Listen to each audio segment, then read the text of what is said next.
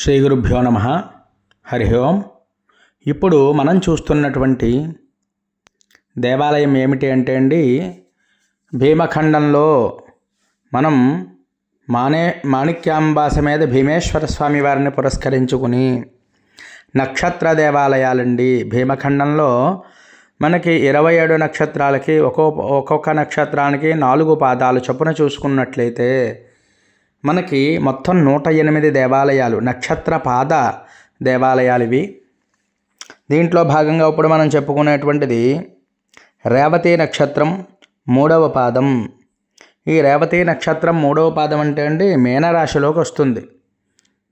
ఈ మీనరాశి జాతకులు కానీ అలాగే రేవతి నక్షత్రం 3వ పాదం వారు ఖచ్చితంగా దర్శనం చేసుకోవలసినటువంటి దేవాలయం ఏదైనా ఉందా అంటే ఈ యొక్క బట్లపాలిక దగ్గరే ఇది పేకేరు గ్రామం అండి. ఇక్కడే రేవతి నక్షత్రం మనకి ఫస్ట్ది మనం చెప్పుకున్నాం బట్లపాలిక అని. అక్కడ కూడా లోపాముద్రా సమేత అగస్త్యేశ్వరుడు, అది 1వ పాదం. మరి 2వది మనం కాపులపాలెం అని చూసాం. ఈ 3వది పేకేరు గ్రామం. ఈ బట్లపాలిక పేకేరు అయితే కొంచెం దగ్గరలో ఉంటాయండి. అలాగే 4వ పాదం బాలాంతరం మన తర్వాత దాంట్లో వచ్చేటువంటిది. ఇక్కడ స్వామివారు లోపాముద్ర అగస్త్యేశ్వరుడు.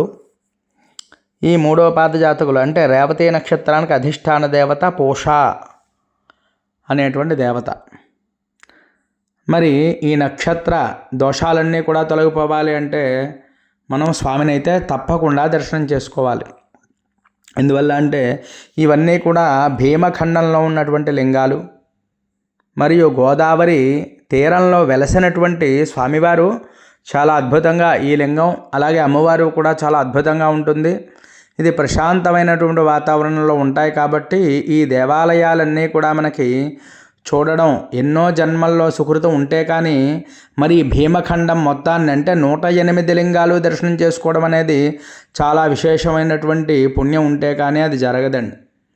మరి ఈవేళ మనకి అదృష్టం ఎలా వచ్చింది అంటే ఆ మాణిక్యాంబా సమేత భీమేశ్వర స్వామి వారు మనకి మన ఛానల్ ద్వారా కలగజేయడం వల్ల మనమంతా కూడా ఇక్కడే కూర్చొని ఈ 108 లింగాలు కూడా మనం దర్శనం చేసుకునేటువంటి అవకాశం అయితే మనకి లభించింది. మరి ఇప్పుడు చూడండి ఈ ఊరు ఎలా వెళ్ళాలి ఏంటి అనేది మనం తెలుసుకుందాం. ఈ పేకేరు గ్రామానికి వెళ్ళాలి అంటే మనం ద్రాక్షారామం నుంచి అయితే బస్సు సౌకర్యం అయితే ఉందండి. మనకి ఎలాగా అంటే మసకపల్లి వెళ్ళేటువంటి బస్సులన్నీ కూడా మనకి ఇలా పేకేరు నుంచి వెళ్తాయి. ఈ పేకేరులో దిగి మనం శివాలయం అని అడిగితే ఎవరైనా చెప్తారు. అక్కడికి వెళ్ళి మనం తప్పకుండా ఈ స్వామివారిని దర్శనం చేసుకోవాలి. అంటే రేవతి నక్షత్రం 3వ పాదం వాళ్ళు. అలాగే ఒకవేళ ఈ రేవతి నక్షత్ర జాతకులైతే 4 లింగాలని దర్శనం చేసుకున్నట్లయితే ఇంకా విశేషమైనటువంటి ఫలితం. అది మన పాదమే కదా అని వదిలేయకుండా 4 చేసుకోగలిగితే ఇంకా విశేషమైనటువంటి ఫలితం. మరి అటువంటి గొప్ప లింగం ఏది అంటే అండి రేవతి నక్షత్రం 3వ పాదం ఈ పేకేరు గ్రామం. ఇది ఒకవేళ కనుక మనం బండి మీద వెళ్తున్నట్లయితే ద్రాక్షారామ దగ్గర నుంచి యానం రూట్లో మనం బాలాంతరం అని వస్తుంది. ఆ బాలాంతరం నుంచి మనం కుడివైపుని ఆ వంతెన ఒకటి కనిపిస్తూ ఉంటుంది. ఆ వంతెన నుంచి మనం తిన్నగా వెళ్ళిపోయినట్లయితే మనకి పేకేరు అనేది వచ్చేస్తుందండి.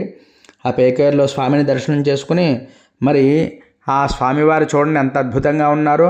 ఇక్కడ కూడా మనకి ధ్వజము, అలాగే చక్కగా నందీశ్వరుడు మరి మొదలైనటువంటి అమ్మవారు అయ్యవారు అన్ని దర్శనాలు కూడా మనకి జరిగే శిఖరము కూడా. అందరూ కూడా భక్తి శ్రద్ధలతో నమస్కారం చేసుకోండి స్వామివారిని. మరి వీలైతే తప్పకుండా వెళ్ళండి, లేకపోతే మన ఛానల్లో చూసి తప్పక దర్శనం చేసుకోండి. అలాగే ఇంకా ఎవరైనా మన ఛానల్ సబ్స్క్రైబ్ చేయకపోతే సబ్స్క్రైబ్ చేయండి.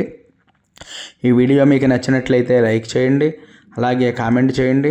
స్వామివారి యొక్క అనుగ్రహాన్ని పొందండి. మళ్ళీ నెక్స్ట్ వీడియోతో కలుద్దాం.